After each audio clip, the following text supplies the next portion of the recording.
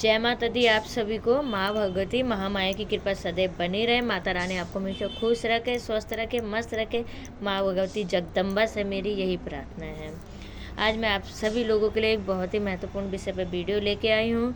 देखिए, कई बच्चे साधना नहीं कर पाते हैं गृहस्थी के दौरान, या फिर महिलाओं को मासिक प्रॉब्लम होती है जिसके कारण उनकी साधना बीच में ही खंडित हो जाती है, या शुरुआत में ही ऐसी प्रॉब्लम आ जाती है तो वह संकल्प लेके साधना को शुरू ही नहीं कर पाते हैं। उन सभी के लिए मैं आज बहुत ही कारगर उपाय लेके आई हूँ, और बहुत ही क्या कहूँ मैं, मतलब क्योंकि ये महिलाओं में कॉमन सी समस्या है। आप इस चीज़ को कभी भी परेशानी के तौर पे ना लें।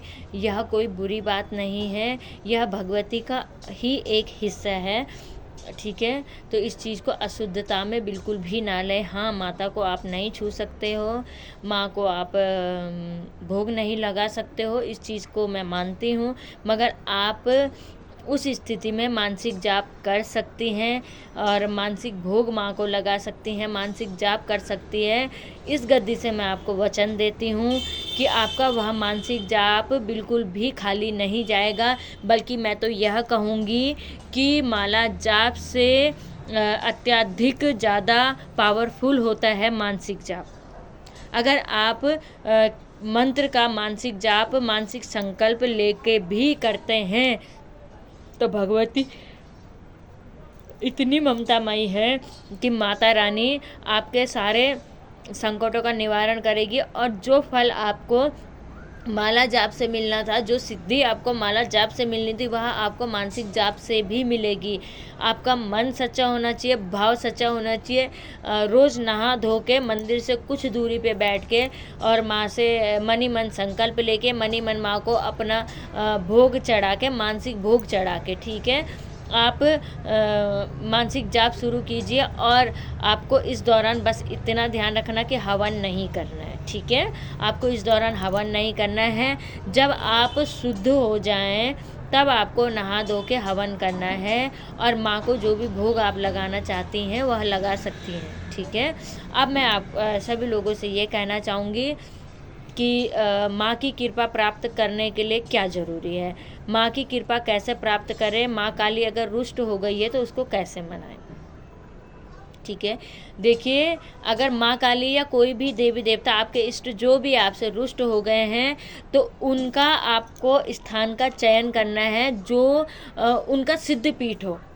मैं माँ काली की ही बात आपको समझाती हूँ कि अगर सिद्ध पीठ है माँ काली का, आपके क्षेत्र में कोई भी सिद्ध पीठ हो, वहाँ पे आपको माँ का श्रृंगार, माँ का भोग लेके जाना है और माँ से क्षमा मांगने हैं। माँ, आप जिस भी चीज़ के लिए मेरे ऊपर नाराज़ है, या मेरे से जो भी गलती हुई है जाने अनजाने, मैया उस गलती को आप माफ़ कीजिए। वह पूरा श्रृंगार भोग प्रसाद आपको समर्पित करना है, और माँ के चरणों में, माँ के स्थान पर 21 बार आपको अपनी नाक को रगड़ना है और दिल से क्षमा मांगना है।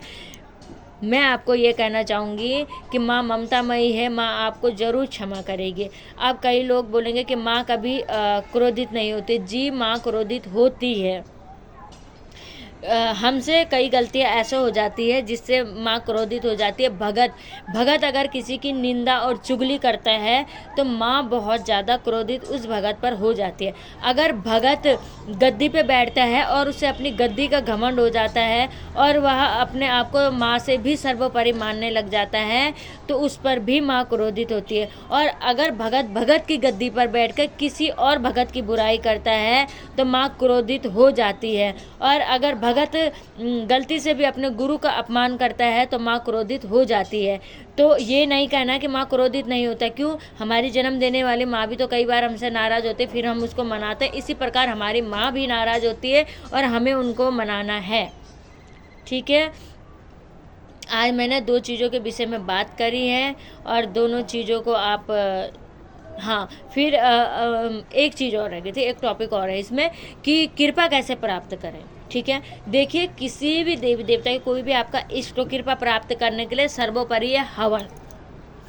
हवन कीजिए। हवन करना बहुत ही आसान है, बहुत ही ज़्यादा आसान है। हवन कीजिए, हवन करके कोई भी देवी देवता प्रसन्न होते हैं। भोग प्रसाद हवन में दीजिए। हवन की सामग्री मिल जाती है आसानी से।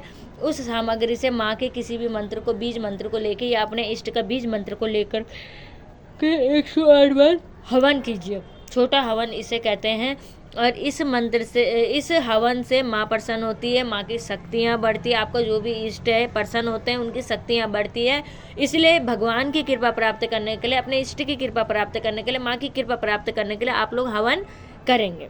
ठीक है, आज के लिए इतना ही था। आगे मिलती हूँ नई वीडियो में। जय माता दी, जय महाकाल। आशा करती हूँ कि सभी बच्चे जो मुझसे जुड़े होंगे या नहीं भी जुड़े होंगे, सभी बच्चों के नवरात्रे बहुत अच्छे जाए, सिद्धि साधना के क्षेत्र में आगे बढ़े, माई की कृपा प्राप्त होते रहे, माई का डंका बजते रहे। जय माता दी, जय महाकाल।